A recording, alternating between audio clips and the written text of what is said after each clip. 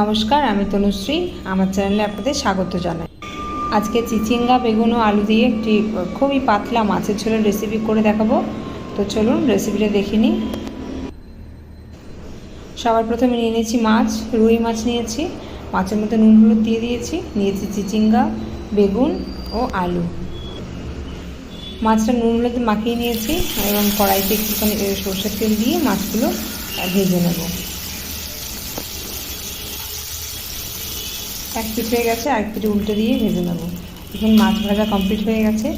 এরপর সবজিগুলো কেটে নিয়েছি, চিচিঙ্গা, বেগুন কেটে নিয়েছি, আলুটা কেটে সেদ্ধ করে নিয়েছি। মাছ ভাজা তেলের মধ্যে কালো জিরে এবং কাঁচা লঙ্কা ফোড়ন দিয়ে সবজিগুলো দিয়ে ভেজে নেব। সবজির সঙ্গে দিয়েছি একটুখানি হলুদ গুঁড়ো, একটু নুন।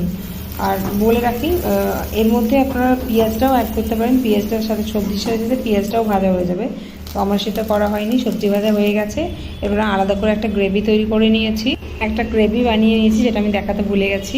এর মধ্যে দিয়েছি পেঁয়াজ কুচি, আদা রসুন বাটা, আর জিরে গুঁড়ো, ধনে গুঁড়ো আর নুন হলুদ গুঁড়ো। মশলাটা কষানো হয়ে গেলে এর মধ্যে দিয়ে দেবো টমেটো।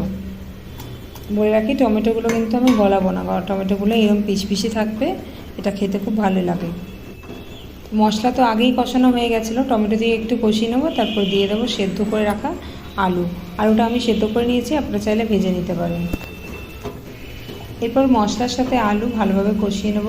খুবই হালকা হাতে কষাতে হবে, যেহেতু আলুটা আমার সেদ্ধ করা আছে, যাতে ভেঙে না যায়।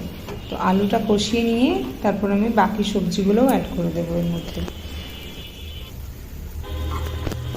সবজি দিয়ে দিয়েছি, খুব হালকা হাতে একটু কষিয়ে নেব। যেহেতু বেগুন আছে এর মধ্যে, বেগুনটা ঘেটে যাওয়ার সম্ভাবনা আছে। তো দেখুন আমার কষানো হয়ে গেছে। এরপর এর মধ্যে দিয়ে দেবো জল। আমি ঠান্ডা জল ব্যবহার করেছি, আপনারা চাইলে গরম জলও দিতে পারেন। দিয়ে দিয়েছি একটা কাঁচা লঙ্কা।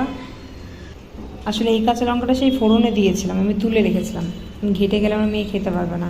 এরপর ঝোল ফুটে গেছে, মাছগুলো সব একে একে ছেড়ে দেবো। মাছগুলো ছেড়ে দেওয়ার পর ঢাকনা দিয়ে আমি মোটামুটি 7 থেকে 8 মিনিট রান্না করব লো ফ্লেমে, যাতে সব সবজির সাথে মাছের টেস্টটা মিলেমিশে একাকার হয়ে যায়। আমার রান্না কমপ্লিট হয়ে গেছে। এরপর দিয়ে দেবো ধনেপাতা কুচি। আর আপনারা চাইলে এই রান্নাটা শুধু আদা জিরে দিয়েও করতে পারেন, সেটাও ভালো লাগে। কিন্তু একবার এরকমভাবে বানিয়ে খেয়ে দেখবেন, খুবই ভালো হয়।